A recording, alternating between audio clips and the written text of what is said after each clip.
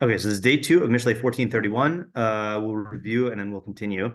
Oshek dal cheref osehu umachabdo chonin evyon. One who oppresses, wrongs, extorts, withholds from a poor person.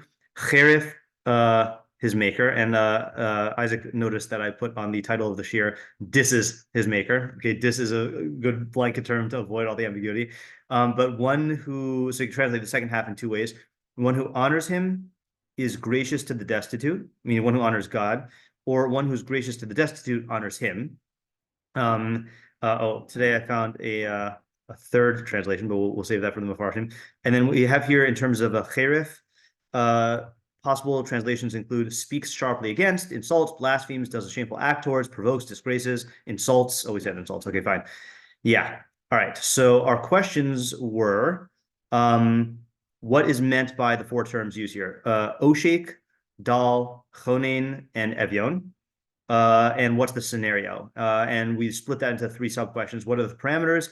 How much or in what way does one need to give in order for it to be characterized as chonin? Same thing for oshek, like how bad does it have to be? Is there a threshold or is this a spectrum?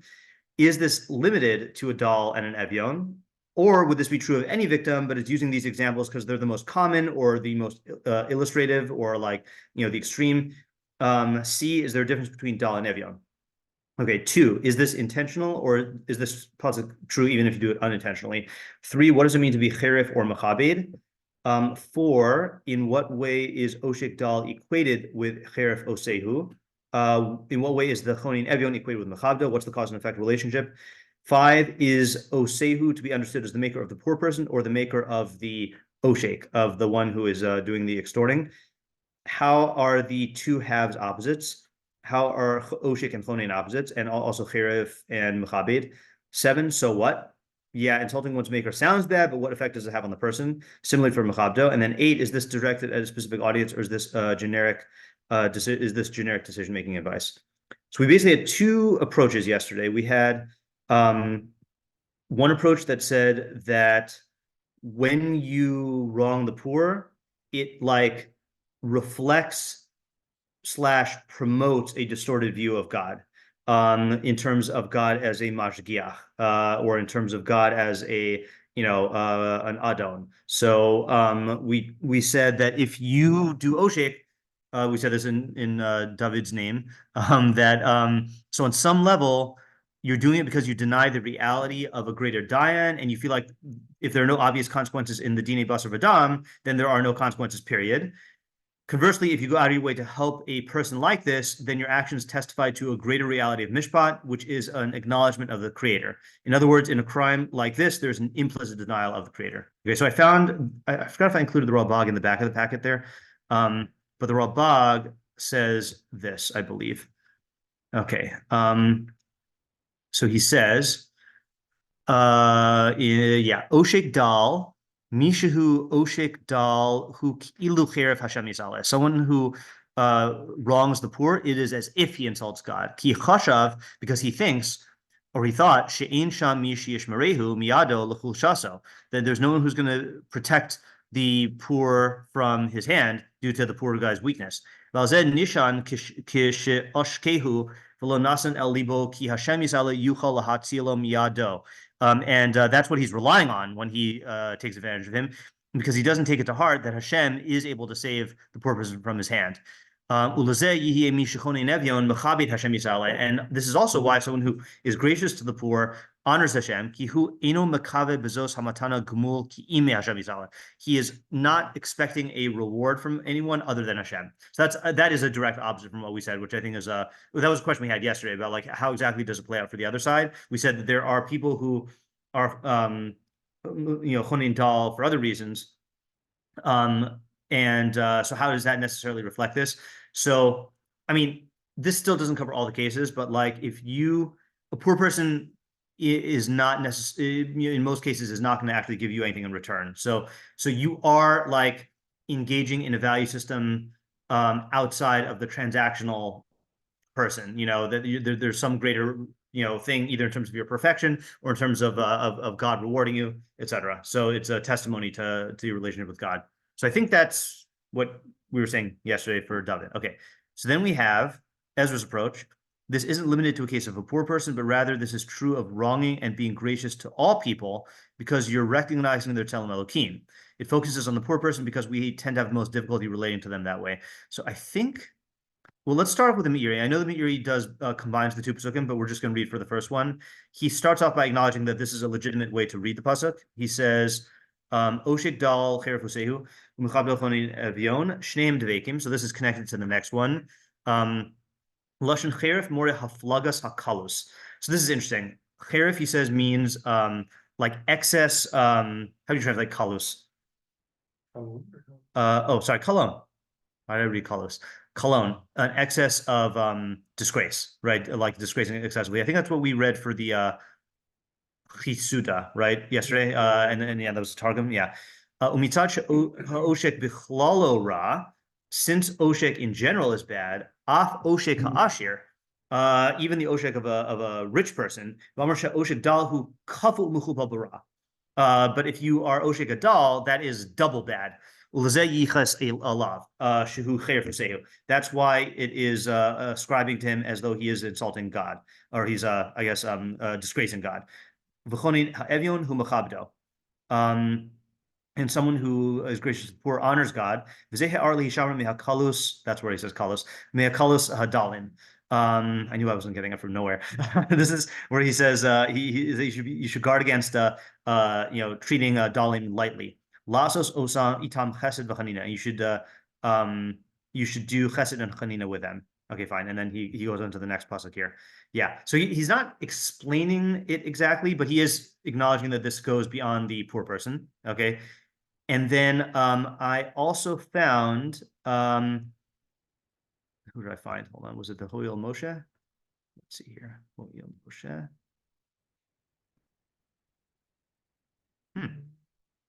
No, it was not. Huh. I could have sworn that there was a Holy Moshe on this. Who else would it have been? The fake Radak? No, it's not the Radak. Okay, the Radak does have a good idea. Huh, who was it? Don't know. Okay. Okay, so we also read the Rabbeinu Yonah, and you know how you could tell from the way I was talking about it that my alarm bells were going off, that this is a weird Rabbeinu Yonah. So let's read the Rabbeinu Yonah again. I don't know if I want to work on it in a second, but Oshik dal ha'oshko b'divrei harifus bein b'tzuras bein onyo. So someone who wrongs with words of disgrace the poor person, whether his appearance or his poverty. I guess we shouldn't say poor person, the downtrodden person, the low person. He insults his maker because he had the ability to beautify him or to make him successful. And one who honors him is gracious to the poor. So that's Mechabed Hakel. He's Mechabed God, yeah. It's also interesting that it's Oshek Dal, but then he's saying because you could have beautified him or saved him. Right. But like it could just be like if you ignore him. Right. Yeah, that's a good question. Yeah, it's very so now we see it's a weird definition of oshek in two ways. One is it's verbal.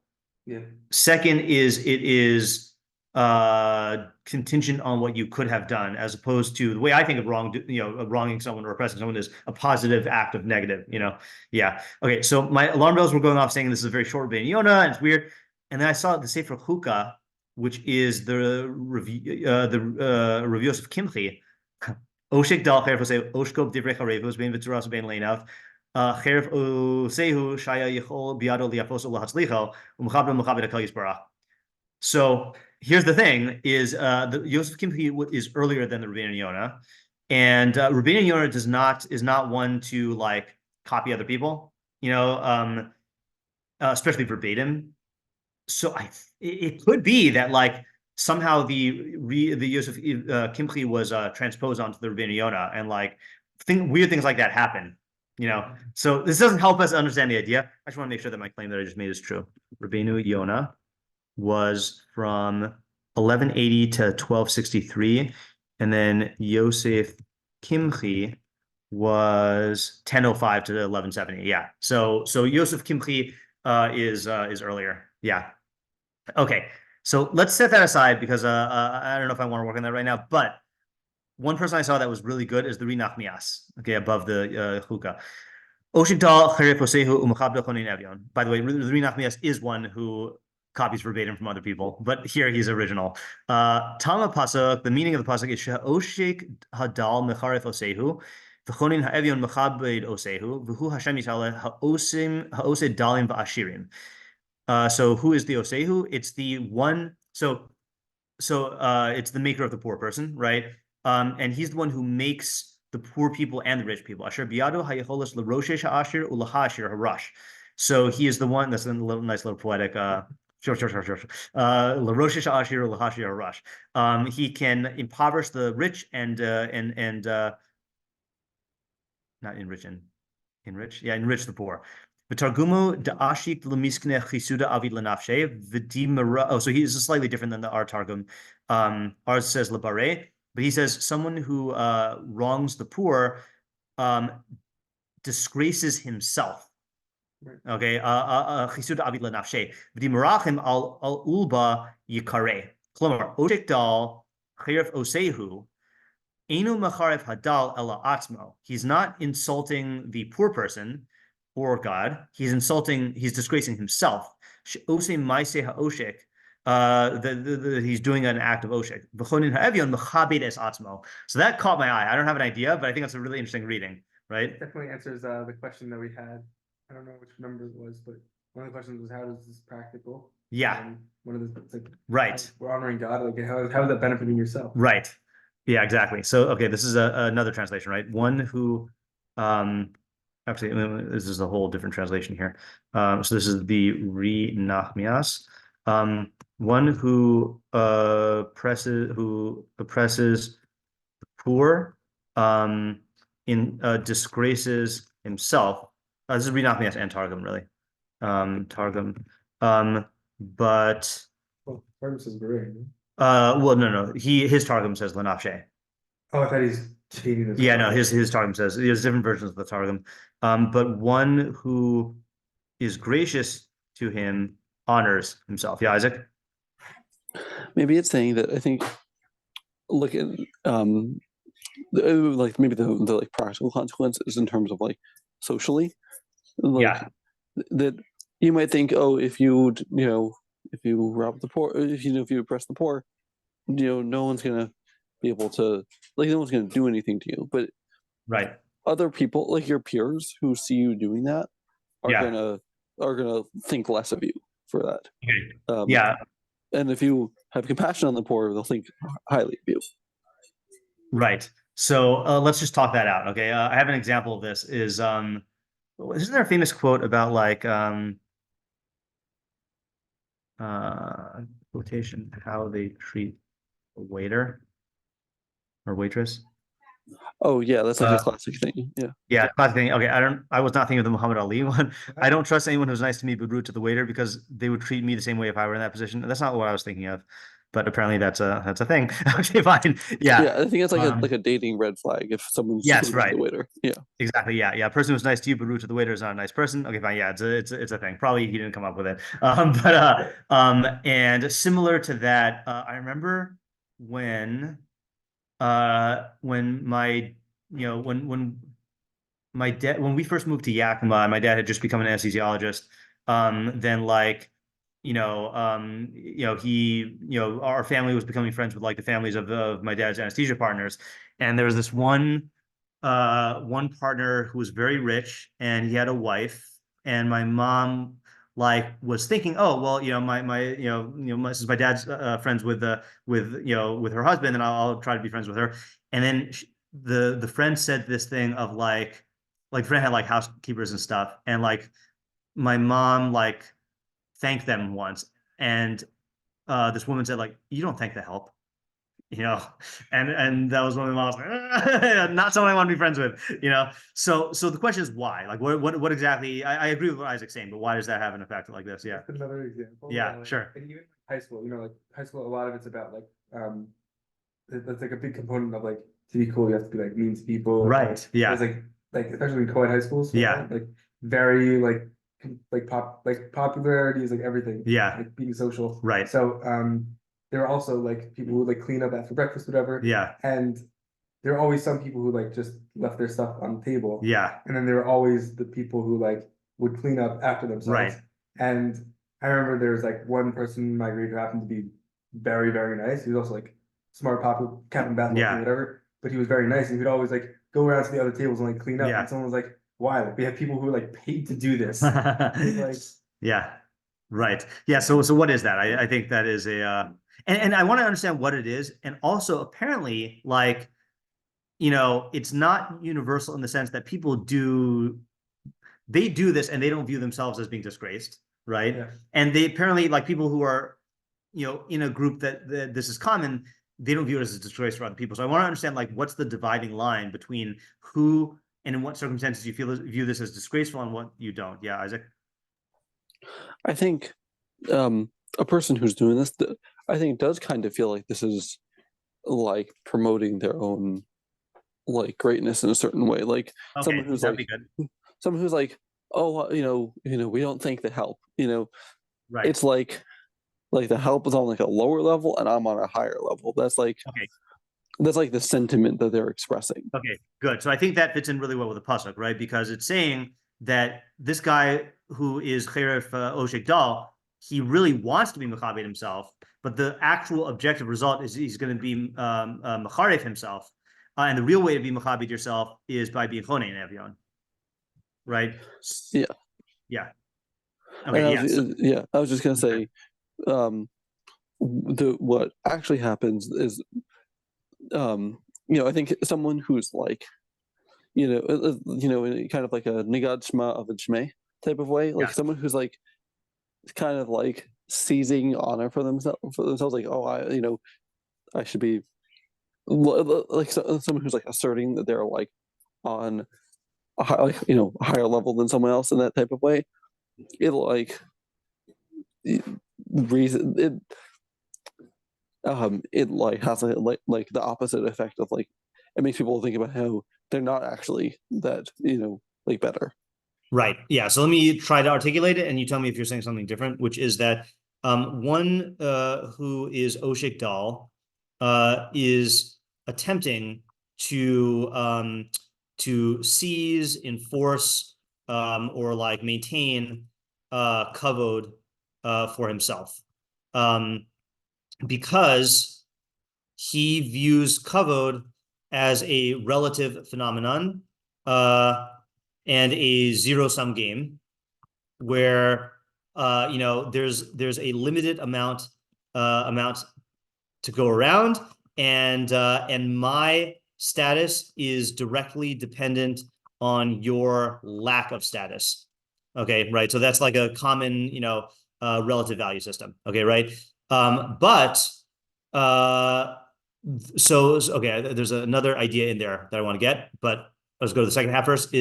But someone, you know, someone who truly, you know, this is you quoted Avos, but I was thinking of another Avos thing is but someone who recognizes, that's like, but ezehu mechubad hamachabed es habrios, right? That's the statement. You know, if you recognize the intrinsic worth of every Tzelem Elokim, so then you'll treat everyone well, and people will value you for that. For selfish reasons and for like genuine reasons, you know, in the sense of like they will see that you're going to respect them and value them no matter what. So that's something that they can like take solace and trust and hope in. And they'll see that like you are doing this across the board, which means that you're not really displaying this sort of like relative value system, and you're not like a go-getter to like try to like increase your own esteem, you know? So in other words, like, you know, they'll see that you're not locked in this relative value system, and that will remove you from being a competitor, right, from them. for them. So this is like, there's two midrashim about why the Talmid Rabbi Akiva died. There's one in the Gemara, I think it's Yevamos, about that they weren't machabed each other. And then there's one in Koheles Rabbah that they were, I forgot the exact lashon in Hebrew, but it's, they were stingy with their Torah, and then there's a Rav Shira Gaon who says the other thing about Bar Kochva, but that's a separate thing. Yeah, everyone should be aware of that Shira Gaon, that he holds that they did not die in a plague, but that the Romans killed them. It's an interesting thing. Rabbi Jonathan Sachs has a good thing on that, which I can send you if you're interested. Anyway, so what's the relationship between stingy with their Torah and not honoring each other? I think it means that their relationship with Talmud Torah was based on kavod of this nature, where like, I want to be the best and I want to be in the limelight. And if I honor you, then that's diminishing me. Or if I share my Torah with you, then that's like, then that's diminishing me. That's like, I've heard that on, in like very cutthroat academic environments, like in law school or whatever, then people will like not only not help each other, but they'll like give each other like fake sets of notes to like, when it's being graded on a curve, to like make the other person fail their tests so that they can like, get on top. It's like this very vicious cutthroat, zero-sum game like type mentality. Yeah. Yeah, Devin? Two different things on this. Yeah. One, I don't know if this goes to any idea, but it seems that this is also people only do it specifically when they are in a good position and they're in a position where they can actually like get away with it. Where say guys were talking about like with the kids not cleaning up after themselves in high school. Yeah. Like if there was no one to clean up after themselves, I mean, okay, they aren't still like a public cafeteria, so maybe like someone, but I don't think like people will do this insofar as like if this is like their own room and people are messing in their room, they're not gonna say like, oh, like somebody else is gonna come in and have to do this for me. But there's a certain recognition of if there is nobody else to do something for them, then they can't enforce this way of thinking. Right. That's interesting. So I don't know if there's an idea I get from them, but it doesn't need to be like part of how things right. That's interesting. Can you just do me a favor and just say your idea as you're reading it into the pasuk, and then maybe that'll help going to the Read Nachmias's translation. Like just see if you can see a natural flow. Maybe not, but worth trying. Within his translation. Yeah. One of his so one is gracious to him to more honors himself. I don't know how to read it. Okay. I just want to reiterate what Ezra said, is that this is answering the who cares question, right? Is that people do want, and again, I think that's why this Pirkei Avos works out well, is Ezihum B'chubad. This guy wants kavod, but he's trying to get it in the wrong way because he has a wrong view of what the kavod is. That is relative. Yeah. Sure. Second thing. Yeah. This does remind me, had I think 2 years ago, pasuk of Hotim Azlam Izaka Dal. Yeah. This also been so far as like a very practical sense. I think that pasuk seems to be like a practical application of this. That people will see when you're acting like this to other people, then they're not going to want to treat you in a social manner. They're not going to want to treat you well, and then you're going to wind up on the bottom. Right, that's true. And so according to that, right, the cherif is right. The cherif definitely is going to come from other people. Yeah, I just want to articulate a little bit more what I'm saying here. For the other idea is that the cherif osehu, you will end up being disgraced because you're in this value system where you're making yourself subject to disgrace, as opposed to recognizing that social honor and disgrace have nothing to do with this, and you're going to attract other people when you're throwing yourself into that rat race of kavod competition. You're going to end up getting smacked down from other people who are also in that same race. Whereas if you remove yourself from that race and do something that everyone admires, then you'll get kavod no matter what. Yeah. Okay. Next idea I want to go over here is the Malbim, who's a little bit long, but he looked promising. Okay, Malbim says, Oshik dal Hashem lo. Here's why I want to do this. Okay, I remember now, because this is the Malbim on hashgachah in Iyov. Okay, which if you have not read that, that was what transformed my view of hashgachah. But so I have an article about that. Oshik dal Hashem lo bara es adam l'ra'asa. Hashem did not create man for his harm. Okay, Rav l'tovaso, only for his good. Any creature that he created, he provided his food for. God provided food for that creature. And God provided the creature with the faculties by which he can literally trap, but really obtain its food. And that is something that brings honor to the maker.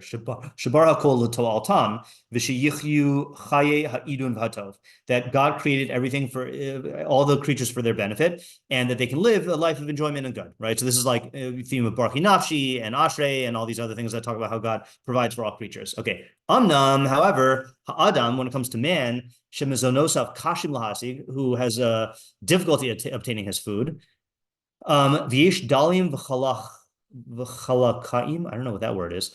That there are poor people, and I bet this is chalaim. I don't know. I'll have to whatever. There are poor, downtrodden people who can't get their food. So what did God do? He implanted in their nature to help their fellow man.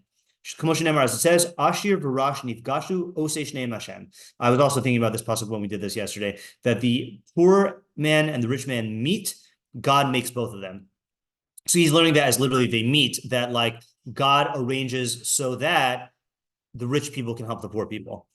Okay, so he says in bullet point form.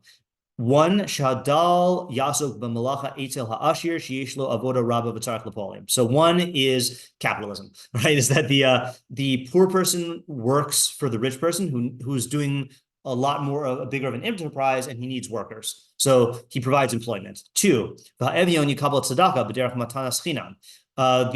poor person receives gifts by way of a free gift, okay, as a tzedakah, basically. Three, umishi oshik esadal, someone who oppresses a dal, ve'inu nosein lo scharos. This is like Isaac's halachic definition. He doesn't give him his payment. He degrades, he disses his creator. So it's as if God created him for his harm. In other words, I would say he brings disgrace to his creator. And it's as if God did not produce for this guy his allotment of food and his livelihood through which he can live. This is a huge disgrace for his maker. That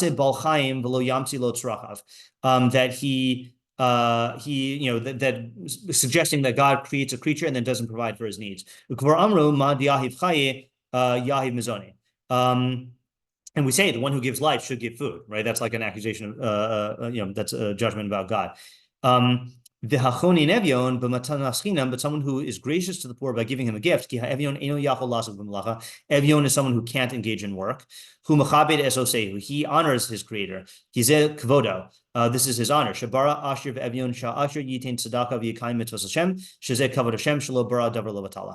Okay, so and then he segues to the next pasuk. So what is the idea of the Malbim here?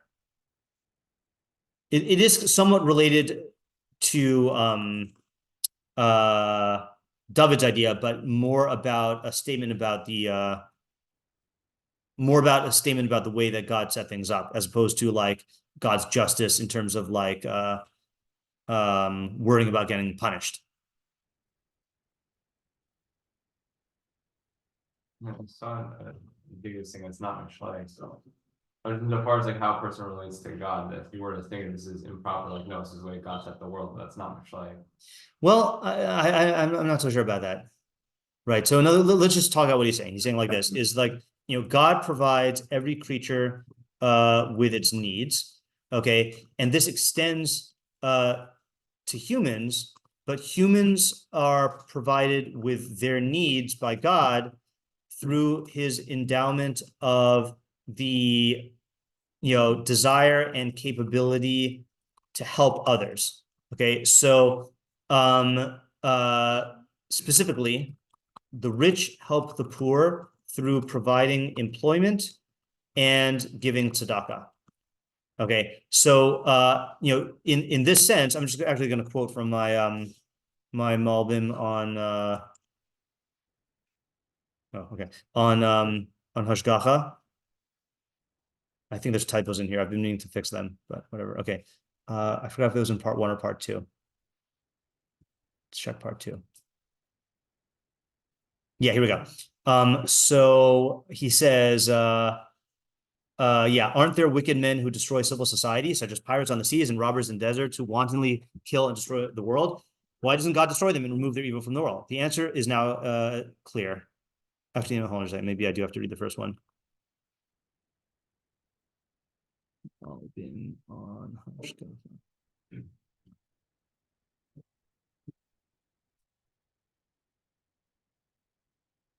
No, I was right. Okay. Yeah.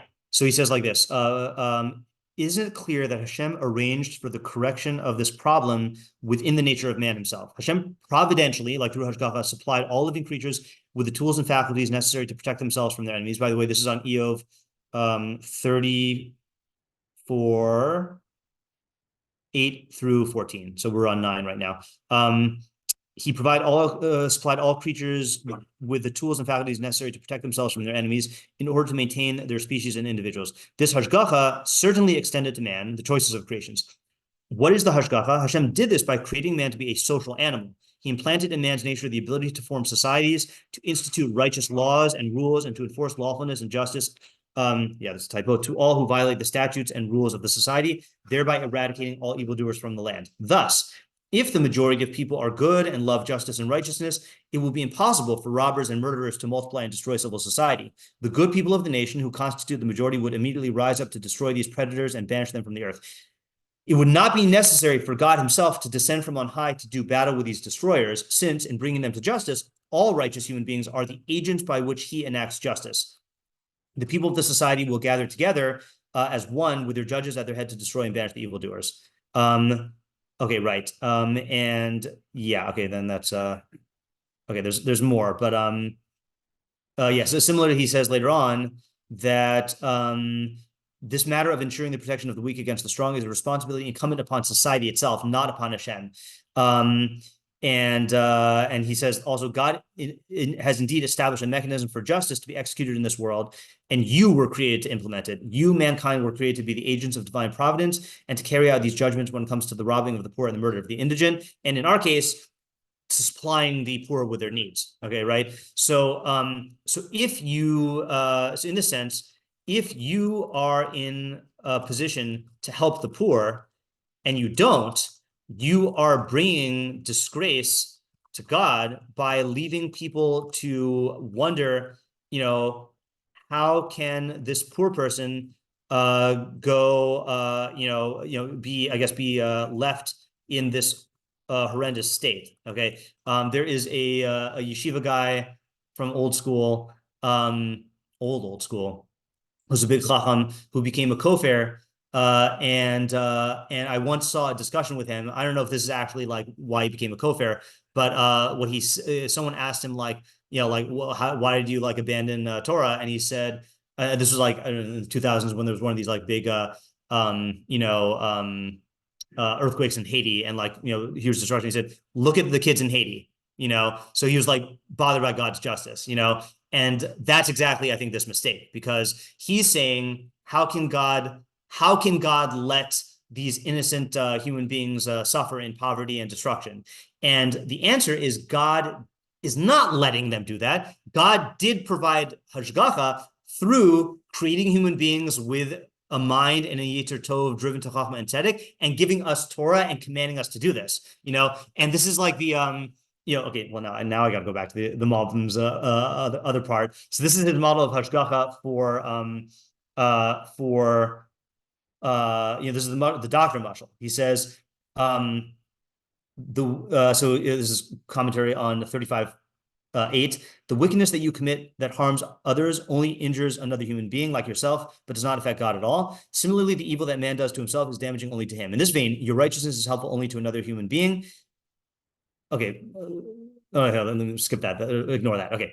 This may be compared to the following. An ill patient doesn't seek out a reward from his physician in payment for obeying his instruction to safeguard his health, nor does the physician punish the patient if he fails to heed his warnings. For the reward and punishment are consequent upon the action itself. If he obeys the physician's instructions, he will be healed from his sickness, and that is his reward. If he doesn't obey, he will die. and that is his punishment. This reward and punishment are not meted out by the physician, but by the patient himself. Similarly, the reward for good actions is the good path itself, since he acquires perfection of his soul by following it. And if he does good for others, he will enjoy the benefits from the society in which he lives. Conversely, one who does evil corrupts his soul and his flesh. If he does evil unto others, he will suffer from the wickedness of society. I'll continue. The reason for this is because Hashem created man to be social by nature, and he intended that the people of a society should help each other to attain their needs, and that they should have societal regulations and righteous laws to protect the community from all evil. If all the people in the community join together to do goodness and kindness to their fellows, and take care not to harm each other in any way, and to diligently execute justice to all who violate these regulations, then everyone will live in peace and prosperity, and no social harm will befall any individual. The same is true for the species as a whole.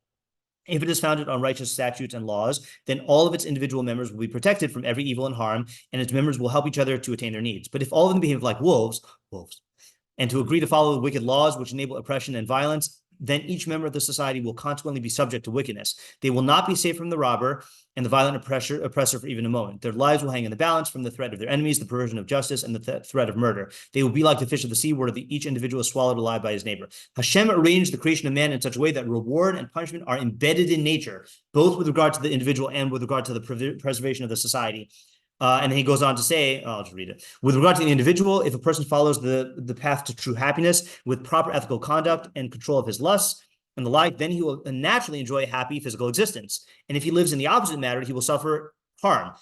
For the guzzler and the gorger will be poor, and slumber will clothe you in rags. Mishlei 23:21. And the lust of the lazy person will kill him. Mishlei 21:25. For anger will annihilate the fool. Iyov 5:2. And envy causes bones to rot. Mishlei 14:30. And sharp words purge evil. Mishlei, sharp wounds purge evil. Mishlei 20:30. And if an individual indulges in pleasure to excess, he will become seriously ill. For the harlot will kill many a strong man. Mishlei 7:26. The same is true of one who sins against his society. The members of his society will come to exact justice, and the zealous will be the first to strike him, and the opposite with the opposite, i.e. the person who treats the members of the society well will receive reciprocal kindness from them. So you see there's a Mishlei hashgachah crossover here, and again, so going back to the physician example, if your doctor says, you have a patient who's suffering, and the doctor says, okay, here's what you do. You take this medicine for this amount of time in this manner, and you'll get healed. And then the person doesn't administer it, okay? Or you have a kid who's sick, and the physician instructs the parent to do this, and the parent doesn't do this, and then the kid suffers or dies, and you say, how could God let this kid die? The answer is no. Or how could the physician let this kid die? The answer is no. It's not the physician. The physician gave you all the tools you need, but either you didn't heal yourself or the person in charge of you didn't do it. So that's how you answer the question of the kids in Haiti, but what you're doing is if you have the ability to help the poor and you don't, you're creating a scenario where people can make this accusation against God if they don't know this idea. And that's a cheref lo sehu. And when you provide for the poor and you're exemplifying mishpat Hashem and tzedakah, that brings honor to God because people will see, oh, look, God created a system where he provides for the poor in this manner. That's a good idea. Okay. Let's do a quick derech nistar idea. Okay. I happen to see, let's see. Anyone know what the Meiri is going to say? And he says the same thing that you can expect him to say. I haven't read him, but I just saw 3 words. And the 3 words were like, oh, of course he would say this. Who's the poor person in every pasuk in Mishlei, in the Meiri's derech nistar? The mind. Yes, the mind. Right. Okay. So I'll just show you the 3 words. Hu hayelad hamiskein. This is the poor youth. Okay. Right. So this is the Yitzhar Tov. This is the Seichel. This is the Meiri on Koheles, which is the basis of all of his derech nistar interpretations. I'm just going to read it because in case we need a review. Anyone remember what Perikatin in Koheles? I want to say 4 or 7. Yeah. Okay. Let's see here. Miskain. Oh, very good. Very good. Close. Yeah. So this is Koheles 4, which is Tov Yeled Miskain v'chacham mimelech zakin uchsil asher lo yada od lihizahir od. Good is the poor and wise youth, the good and wise youth is better than the old and foolish king who does not know how to guard himself anymore. He emerged from the prison to rule. Even in his malchus, he was born poor. Okay, so this is where Rashi says, quoting Chazal, Tov Yeled Miskin v'Chacham Zeh Yetzer Tov.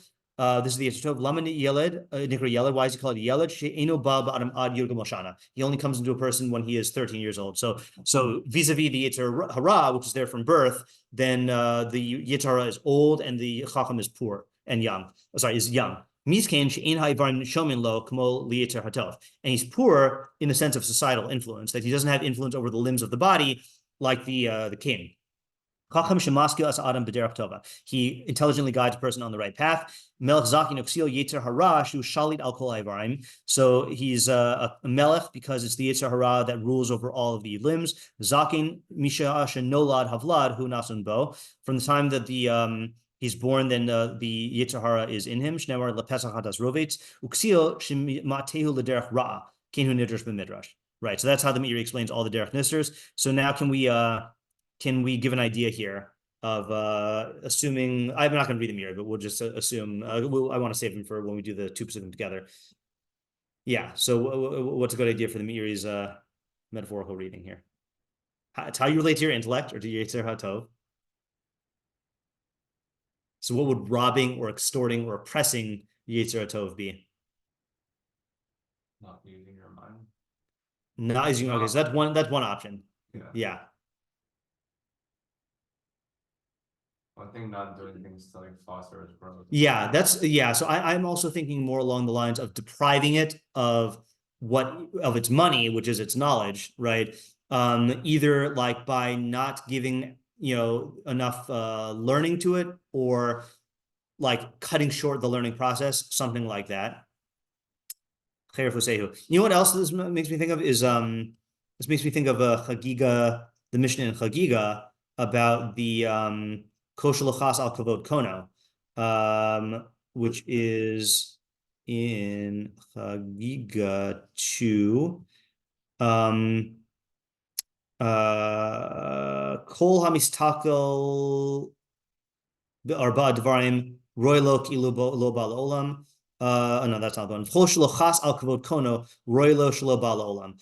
Anyone who does not have mercy on the glory of his creator, it is better if he never came into the world. And the Rambam there says, what does it mean? Shelo chas al kavod kono. So he says, hakavana bezesh mishlo chas al sichlo. Someone who does not have pity on his seichel, ki haseichel hu kavod Hashem. The seichel is the glory of God. So I think that could be, inserted here, right? Like if you are not treating your intellect properly, somehow that translates into insulting God, because the part of you that is the thing that reflects the glory of God is your intellect, but we have to figure out what that is. And then if you're chonein to your intellect, giving graciously, chonein la adam das, right? Then you're honoring God. So the question is, what is the idea?